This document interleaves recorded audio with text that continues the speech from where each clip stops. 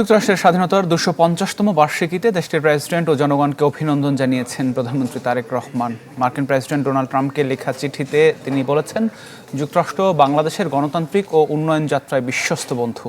এদিকে দিবসটি উপলক্ষে রাজধানীর গুলশানে বিচারপতি শাহাবুদ্দিন আহমেদ পার্কে আমেরিকান ফেয়ার আয়োজন করে ঢাকার মার্কিন দূতাবাস। তুলে ধরা হয় মার্কিন ইতিহাস, সংস্কৃতি এবং ঐতিহ্যের নানা দিক।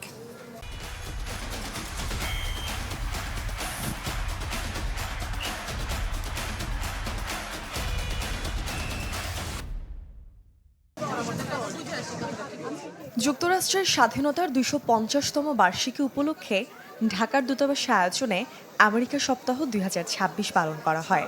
১ জুলাই থেকে সপ্তাহ জুড়ে চলবে সাংস্কৃতিক ও তথ্যভিত্তিক নানা অনুষ্ঠান। রাজধানীর জাস্টিস শাহাবুদ্দিন আহমেদ পার্কে আয়োজনের অন্যতম আকর্ষণ ছিল American fair.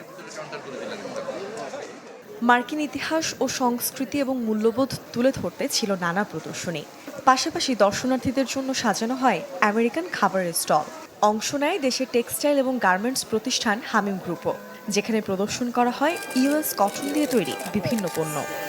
80% of our customers is from US, so it is very important for us, a strategic partnership between US and Bangladesh, and that is what we are showcasing here. There's a lot of food, American food like pies, cupcakes, and there's a lot of games, VR experience. Some games, some food, and a lot of people wearing red, white, and blue. It's our way of celebrating America's independence.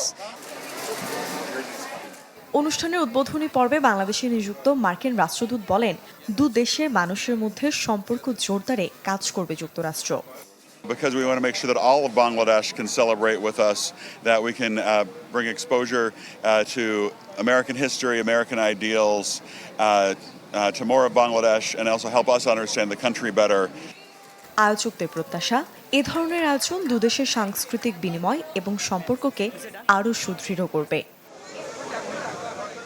মূর্ছনা Oishi, channel 24, Dhaka.